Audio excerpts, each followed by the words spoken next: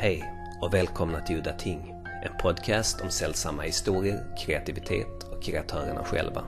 Jag heter Henrik Möller, musiken är komponerad av Testbild och den fina loggan är skapad av Malmökonstnären Nalle Chinsky. Det här avsnittet ska handla om den kanske bästa levande skräck- och weird fiction-författaren idag, Ramsey Campbell. Han har varit aktiv i över 50 år. Ramsey Campbell har skrivit allt från Lovecraftiansk pastisch till thriller, klassisk skräck, novellmanus på kända genrefilmer som till exempel Solomon Kane, till sin alldeles egna speciella skräck, weird, psykotisk, paranoida stil som jag ska försöka att definiera under det här avsnittet. När jag växte upp var Ramsey Campbell en av de stora namnen tillsammans med Stephen King och Clive Barker. Men man hittar honom sällan i hyllorna på till exempel science fiction-bokhandeln. Och det kan bero på att Campbell inte har någon mytologi som Barker och Lovecraft eller såpoperadrama som Stephen King ibland kan ha. Hans historier är märkliga och obehagliga. Skrämmande obehagliga på det sätt man likt huvudpersonen sakta drivs till vansinne. Precis så som bra skräckhistorier borde vara. Han har definitivt de mest obehagliga historierna av de tre nyss nämnda. Weird fiction-forskaren St. Joshi har skrivit en bok, Ramsey Campbell and Modern Horror Fiction, och han är väldigt imponerad av Ramsey Campbell. Han berättar själv. Ramsey Campbell is the greatest writer of weird fiction since Lovecraft, and maybe even including Lovecraft. I was fascinated by his first genuine book, as setting aside his early volume of mythos stories when he wrote as a teenager. His first real book was Demons by Daylight, which came out in 1973, and I read that only a few years later, and just haunted me ever since. He has exquisite prose style, again a genuine understanding of human beings and their reactions to the strange. I think he still works best in the short story, but many of his novels are really fine.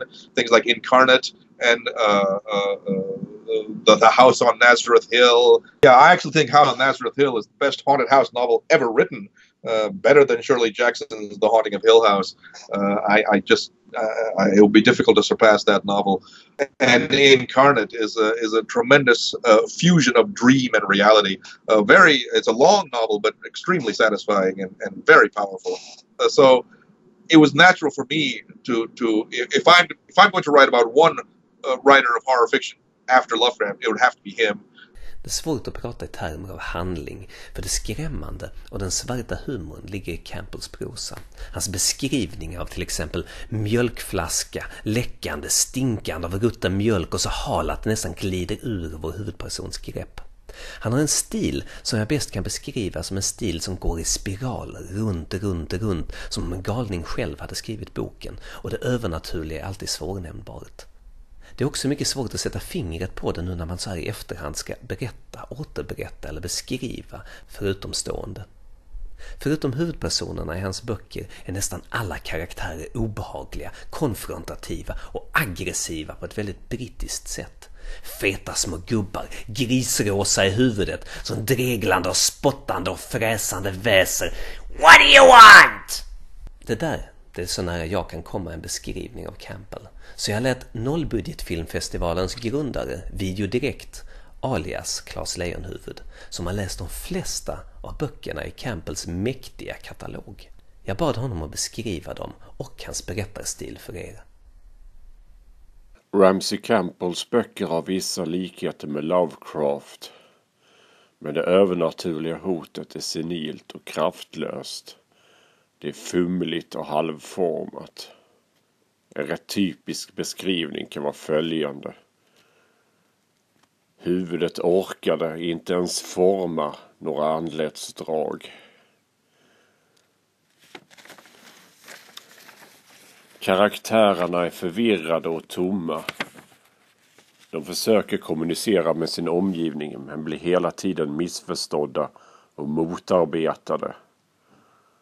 Ett klart stråk av paranoia och misstänksamhet och missundsamhet drar genom romanerna. Ibland inbillar sig hjälten att de uttalar en mening för att strax efter tyst konstatera att de inte sagt någonting alls eller någonting helt annat. De försöker tolka sin omgivnings frågor och svar, men gissningarna glider iväg in i dimman. I romanen Kindfolk är huvudpersonen en imitatör, men han finner inget nöje i sitt yrke.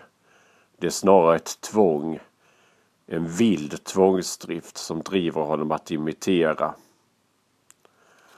Han är en slags bortbyting. Sällsynt tom och innehållslös, driven att ta reda på saker som han egentligen inte vill veta. Jag mötte Ramsey Campbell på ett Lovecraft-konvent där jag bjöd in honom att titta på min långfilm Feed the Light, även känd som lokalvårdaren i Sverige. Till min förvåning så dök han upp där i publiken.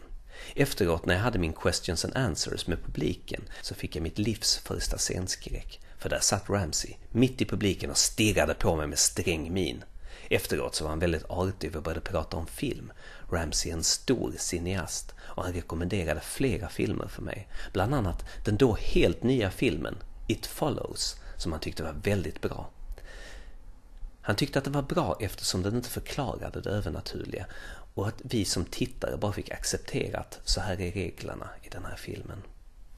Två av mina favorit Ramsey Campbell-noveller är Boiled Alive och Again. Den sistnämnda är inte Ramseys bästa eller mest originella historia, men den är absolut den mest gastkramande historia jag har läst. Jag var tvungen att fråga Ramsey om just den. I mean, that was one of the few short stories I've written, I think, that came out of the ending. I mean, I pretty well thought of the ending first. That whole idea that that's what it would lead to, and then the rest of the story was built around that. I mean, I would say that was probably the purest horror story I've ever written, actually. Just for pure horror. If people ask me, that would be my that would be my selection. And no, it was one of those odd things. It was very easy to write. It was just a matter of basically getting the detail and describing what happens. And yeah, no, I mean, a lot of people found it disturbing. So you're not on your own, Henrik, by any means. Den andra, Boiled Alive, handlar om en man som får ett telefonsamtal där rösten i luren bland annat säger Boiled Alive. Någon dag senare hittar han en film i videobutiken med just namnet Boiled Alive. Och han känner genast på sig att det finns ett samband och vill se den. Men han har ingen videobandspelare, ingen VHS-bandspelare. Han lyckas efter mycket om och men och strul lura en vän att visa den hemma hos sig och sin familj. En grotesk, farsartad scen utspelar sig när huvudpersonen sitter hemma hos den lilla judiska familjen med barnen och allihopa framför tvn och ska se filmen Boiled Alive som han har lurat dem i en komedi, bara för att få komma till då. Situationen spårar ur när folk i filmen blir kokande levande och mamman i familjen rasande störtar ut i rummet med barnen. Då kommer payoffen. En karaktär i filmen tar upp en telefonlur, slår huvudpersonens nummer. Sedan utspelar sig samma scen som kvällen tidigare. Huvudpersonen blir rasande för han menar på att de har använt hans telefonnummer i filmen och nu sitter en massa idioter som har sett filmen och busringer till honom. Han bestämmer sig för att stämma filmskaparna. Och där säger jag inte mer, ni får läsa resten själva. Men jag frågade Ramsey lite om den här historien. It was just as simple as that, your phone number is in a film, what happens then? And I think, what happens then or what if is often the kind of, generating factor in a lot of the stories that I write. And it could be just something totally, completely banal, just some overheard bit of conversation, or, you're walking along the road and a phone rings in a telephone box, which did once happen to me, and I got a story out of it. So, nothing's wasted. It's just often it's just that ordinary everyday thing, and you give it that little bit of a turn and look at the underside, and something strange comes out. Did you answer that phone? Yes, I did, but whoever it was rang off, yeah. Ramsey berättade om vikten av att alltid ha med sig ett anteckningsblock och fånga idéerna när de dyker upp i vardagen. I constantly carry these notebooks with me. They're full of ideas. Well, actually, this one's full of notes for a novel, but that's different. I also have notebooks that are just full of random ideas that I get when I'm walking along, or just doing anything. It can come from the air, from nowhere at all. I've got far more ideas written down than I'll ever have a chance to develop. So once I'm gone, someone else can do what they want. Well, write short stories based on them, I hope. Ramsey Campbells barndom har beskrivits många gånger om och den verkar vara så märklig och obehaglig att jag inte riktigt ville fråga honom om den. Men kort så träffade han aldrig sin far, som under hela hans barndom, trots att de bodde i samma hus, höll sig undan i sitt rum tills han en dag bara gick ut genom dörren och inte kom tillbaka. Hans mamma utvecklade paranoid schizofreni och vansinnet i hemmet ökade tills han slutligen i vuxen ålder, strax innan hennes död en dag, hade hittat henne på golvet framför en krossad spegel. Hon hade gett sin egen spegelbild en rak höger och kollapsat. Hela denna episod finns beskriven i förordet till boken The Face That Must Die. En bok med en exceptionell kraft. Definitivt en av de mest osympatiska huvudpersonerna som någonsin har skildrats. The Face That Must Die är Campbells absolut starkaste roman, men också nattsvart och djupt deprimerande. Så deprimerande att det blir en sorts skräckroman av det hela, trots att det inte finns något övernaturligt i den. Jag frågar Ramsey om bakgrunden till just den här boken. It came about fundamentally because my mother was a paranoid schizophrenic, and in many ways John Horridge is based on some of her traits, you know, believing that she recognized people when, you know, she clearly didn't, and recognizing pictures in the paper which were in fact of other completely different people. And I basically just found myself one day thinking, well, supposedly not my mother, but somebody like that. Supposing they were so convinced that the picture in the paper was of a picture in the paper of a killer was of somebody they recognized. In fact, they don't recognize them at all. What would they do then? And from that entire story basically developed, you know. That and a sense of certain places in Liverpool, because all the places in that novel are real places. You know, the housing estate on which John Horridge lived is exactly the way it was then. I mean, I went and, you know, walked around it, and that all that I've done is really take notes and describe what I saw. So you can imagine that would not have a terribly good effect on such a mentality anyway. So it was about that, and it was also, I mean, the drug taking young guy in there is pretty well a self portrait, and you know, of somebody I was trying to leave behind in a way, you know, well, in the sense of grow out of, you know, so not take quite so many drugs anyway, you know.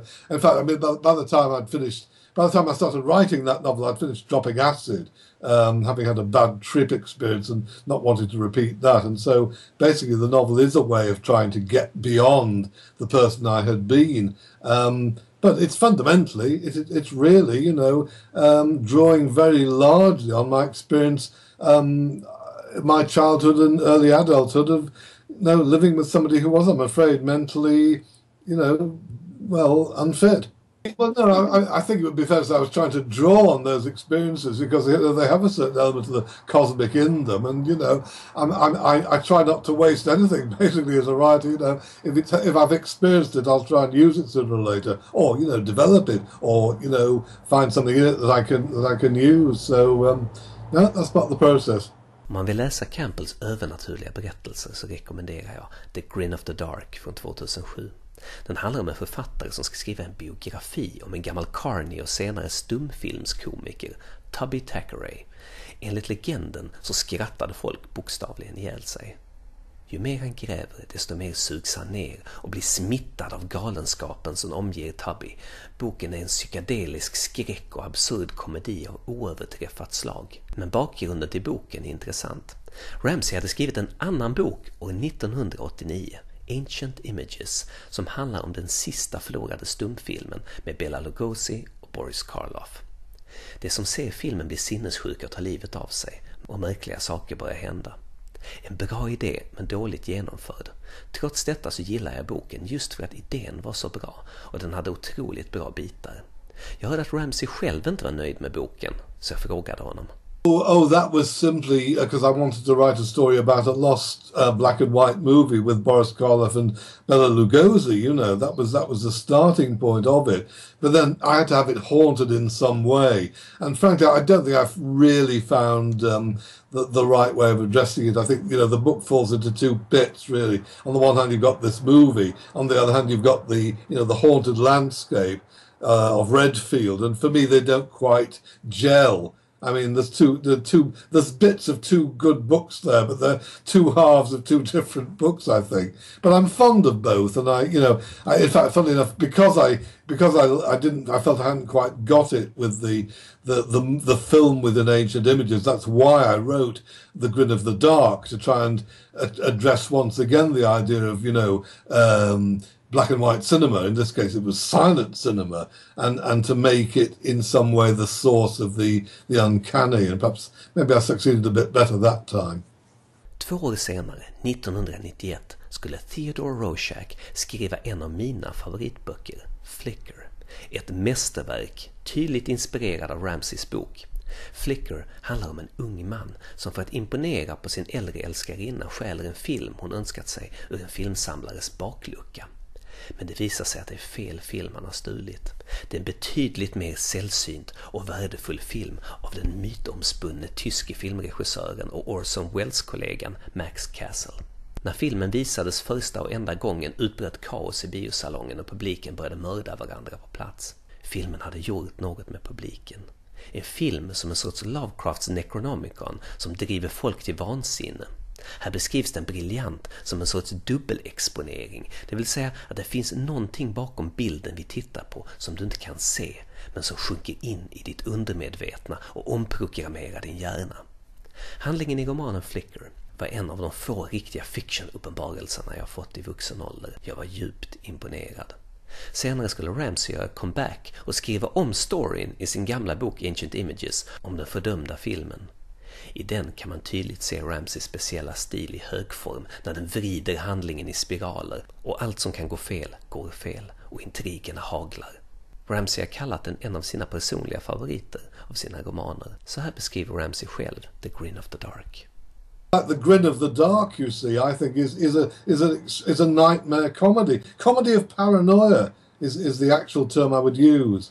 You could argue that, in a way that's very black comedy. You can imagine this happening to, I don't know, Stan Laurel, and it would be a completely different story, But because it's me, it's horror, there you are. There's a very thin line sometimes, I think. John Carpenter skulle senare använda sig av denna story i sin film Cigarette Burns. En klassisk Carpenter-film, alltså en briljant idé och nattsvart cynism fast i kitschig fjortis B-filmsförpackning. Lite synd men klart sevärd. Ramsey lär skaffat sig ett jobb i en bokaffär under en tid, och det resulterade i den paranoida historien om bokaffärspersonal som då är uppe hela natten för att förbereda en bokrea och jävlas och misstänka varandra för olika saker.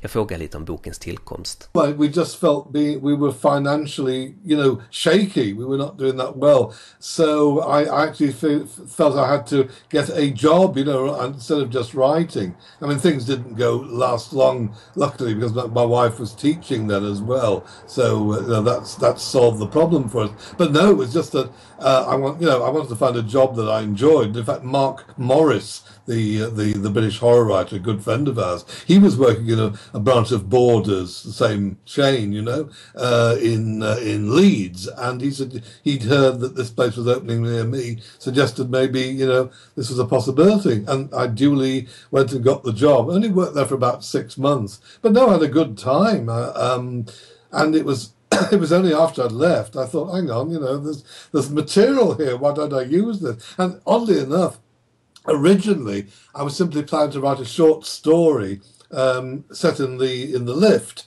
and of course there is, that lift scene does show as a chapter in the book. But then I began to think, well, there's more here. There's all sorts of things in the bookshop that I could use. And before I knew it, I was planning a novel, and as you know, there it is. The Overnight, it came out of that. Ramsey började sin karriär, som han själv beskriver det, med att skriva Lovecraft, fast på fel sätt. I read what actually was the very first paperback collection of Lovecraft ever published in Britain, called Cry Horror, which had had many of the classics in it, and also had some lesser stuff like The Lurking Fear. But it was my first big feast of Lovecraft, and I having read it, I read it in one day from cover to cover, and I was just overwhelmed by it. And basically, I wanted to. I decided this is what I want to do. I want to take this writer as a model and add to this mythos and so forth. And so I wrote half a dozen, 3 or 4 stories. Skriva Lovecraft, fast på fel sätt. Han menar att han trodde för att skriva Lovecraft så skulle man använda samma språk som Lovecraft använde, den här urgamla 1700-talsstilen, och förlägga historierna till Massachusetts istället för England som han själv kom ifrån och kände till. Det var först när hans mamma, som själv skrev flera romaner och aldrig blev publicerad, peppade sin son att skicka in dem till förläggare som det hände någonting. Campbell, som älskade Lovecraft, skickade till hans förläggare Augustus Leath på Arkham House i USA. Och det var han som gav Campbell hans första redaktörsråd. Honestly, with no more reason, I just wanted him to say, tell me whether they were any good or not. I wasn't expecting more than that. And I was astonished to get a letter back saying, basically, these stories need a lot of work, but theoretically, if I were to write some more, it might be possible for Arkham House to do a book of them. Well, 14 years old, that's, by gum, that's pretty strong stuff.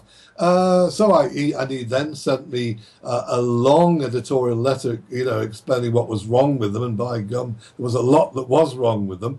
And I duly put his suggestions into practice, wrote some more stories, and having learned from what he said in the first place, these stories were certainly, I think, technically better at least. And well, yes, he bought that first book of mine, and he duly published it when I was 18. Now, I found him enormously helpful. He was a very forthright editor, so he would actually say, this is terrible. You need to rewrite this. He didn't mess about. But that's exactly what you want to hear. If it's bad, you need to be told it's bad, not to be told, well, that's pretty good. If it's not pretty good, don't say so. And he wouldn't. And so, came 18 years old, and The Inhabitant of the Lake came out. In some of your books, you use different types of techniques, of structure and styles of writing. Could you tell me about them? And one trick I try and play myself occasionally is find something that I depend on and see what happens if I do without it for the course of a story. So even in The Inhabitant of the Lake, funnily enough, there was one story. It's not a very good story, called The Will of Stanley Brooke. And I decided to do a completely non-Lovecraftian prose with no evocative adjectives whatsoever, very flat prose, and almost entirely in dialogue, actually. And I've tried that occasionally subsequently and kind of made it work. And sometimes even in the course of a novel, maybe I try and do as much of a chapter as I possibly can in as much just in dialogue as I can, and see what happens then. And it needs to have some reason for it within the, some thematic reason. But it's worth doing that, I think. Trying to set yourself a particular task and just see, and if it doesn't work, then you do it another way. Well, the most extreme of all is a story called A Street Was Chosen, and it's written as a report of an experiment, which is not specified. The nature of the experiment kind of comes out through the report, and that's written entirely in the passive voice, and none of the characters have names. They just have letters and numbers to identify them and their age and what they do in life, and the entire thing is written, completely unemotional prose. So I suppose that was the furthest I ever pushed. And it was the way... And oddly enough, I normally write longhand, my first drafts. That's the only short story I had to write on the keyboard, because I couldn't make it work any other way, which presumably added to the kind of, emotionless quality of the tone of the story. Kneading Ghosts is a particular favourite. That really you might say that's my first comedy of paranoia, actually. And what amazed me about this, I've never been able to do it before or since. I really wish I could do it again. After a couple of days' work on that story, it was coming at me so fast. I'm speaking to you, as you see right now, at my desk, really, in my workroom. And I would come up here, third floor of the house, every morning, just to get it down as quickly as I possibly could. And seriously, it was almost like dreaming onto the page, almost like automatic writing. I could hardly keep up with it. It was every day it would be, just completely fluent. And I think probably, in terms of stuff that I've written over the past, I don't know, several decades, that's the one I've changed least in the rewrite. It all seemed to be there without much need of alteration or improvement.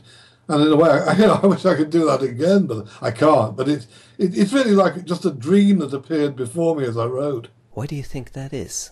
Not the faintest idea, unless it was the experience of writing a novella for the first time. It was a new form for me, and perhaps that released something that I hadn't previously done. Because there is this to be said, that way back in the mid-70s, I wrote stories like Call First and Heading Home, which are very short. They're under 2,000 words. They were meant for a magazine that actually never appeared, but they had to be that sort of length. And again, that was a kind of liberating experience, because again, I hadn't tried that sort of form before, and most of those stories were written in just a single day. And again, they needed very little rewriting, much less than usual.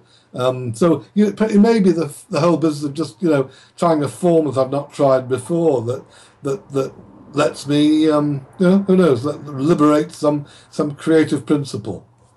One of my favorite clips on YouTube is the TV episode of Horror Café, where you, Clive Barker, John Carpenter, Roger Corman and others had a roundtable discussion in thinking up a horror film idea. Can you tell me a little bit about that? Yeah, what I most remember getting terribly drunk, because, we filmed for 3 hours. What you see is the 90-minute edit, but we filmed for twice as long. And then, dear me, at the end it turned out to be Roger Corman's birthday, and he brought this crate of champagne was wheeled in. So we all had lots and lots of champagne and were helped out to the taxis and, driven off to our hotel. And I'm afraid I'd rather not tell you about the following morning, but believe me, that's possibly the worst hangover I've ever had in my life. So there are levels of pain that I couldn't even imagine before I was there. Is it true that you helped Stephen King early in his career? Not so much Steve, no, we were friends from very early on. No, Clive Barker you might be thinking of. Ah, okay. What was the story with Clive then? I went to his high school, in Liverpool, at the invitation of his English teacher to talk to the sixth form about horror fiction. And Clive was in the audience and apparently found this kind of a formative experience. Here's a guy who could actually make a living writing horror. But I think he felt he wanted to do this as well. And a few years later, he rang me up out of nowhere, really. We'd rather lost touch. And said he basically just wanted me to look over the contract that he had for the Books of Blood for the first edition, because his agent was a theatrical agent rather than a literary agent. He wanted a writer to take a look, and I did, and it was a fine contract, nothing wrong with it. And Clive then said, well, he wondered if I'd like to read a few of the stories in this collection, which was originally going to be just one volume, the Books of Blood, that was split into 3. So I said, yes, fine. I knew nothing about them. So he gave me a photocopy of the manuscript. I took it home, and I think he did say to me, actually, if you only read one, try In the Hills, the Cities. So I read this, and I good, what is this? This is astounding, what am I reading? And then I read Midnight Meat Train, and then, various other stories, Dread and so forth. And I was astounded, And I remember I certainly told Peter Straub about some of them, and I remember I told him just the basic plot of In the Hills, the Cities, and he said, but there's a genius right there. I think he told Steve King about it, in fact, and that's how the whole thing got started, how Steve came to hear of Clive in the first place. Of course, soon enough he read him. And Clive's publishers then asked me whether I would like to write the introduction to the Books of Blood, because Clive didn't feel, quite capable of it. So I duly did, and they put quotes from it on the backs of the books, and that was basically how I was involved with Clive. Nyligen har Ramsey återvänt till Lovecrafts värld med en bok, The Last Revelation of Glaki, eller Glaaki, som Ramsey gärna vill att man uttalar det. Och nu ska han följa upp med en trilogi med namnet The Searching Dead. By the time you broadcast this, the first volume will have been published in Britain. It's called The Searching Dead, and it'll be out actually, toward the end of September. So it'll be there. This whole trilogy will be mainly set in Liverpool. This first volume is set in the early 1950s, and the protagonist is only in his early teens. And then he grows up and his friends as well, grow up from novel to novel. And the third novel would be set in, pretty well, the present day. And what is happening in the first novel will become considerably more developed and monstrous as the books progress. So more than that, I dare not say. The Searching Dead, it sounds like a zombie novel. Oh no, nothing like. No, it's a lot stranger than that. Believe me. In fact, what the motto to the novel is what the dead behold, they may become. Could you tell me about your inspirations in the field of horror and weird fiction? Well, I mean, Lovecraft, we hardly need to. I think people know he influenced me greatly. But M.R. James, certainly. I mean, who I think, again, is a writer of supernatural horror stories. I mean, he described them as ghost stories, but he also did say that horror was necessary to them. In fact, to the ghost story in general, for it to work for him. And I mean, what James has, and to some extent, this feeds over into Lovecraft again. He had this genius for the phrase or the most a sentence that suggests far worse. It shows just enough to suggest infinitely worse, something far more horrible than he needs to describe in detail. So, the famous sheet with the face of crumpled linen, or the pursuer that gives what he calls a lungless laugh, or the bag that comes out of a niche, a treasure niche, and puts its arms around your neck. I mean, these things haunted my childhood for nights on end. And it's hardly surprising that I then tried to emulate them, which I certainly did. I mean, I do try and reach for the heights of Blackwood and the Willows, Arthur Machen, the White People. I don't think I'm ever going to reach anywhere near that high, but those are pinnacles to aim for. Could you recommend some stories by M.R. James? Certainly Count Magnus, certainly Oh Whistle and I'll Come to You, My Lad. A View from a Hill is very fine. Dear me, the Tractate Midoth, the Treasure of Abbot Thomas, which has a supremely terrifying moment in it. So, I mean, that's maybe half a dozen to start with. And if you'll know by then if you like M.R. James, and I strongly suspect that having read those, you'll want to read the rest as well. Now, in fact, thank heaven you've reminded me of one other writer without whom I would not be, again, I wouldn't be remotely the guy who wrote all the stuff I've written, and that's Fritz Leiber.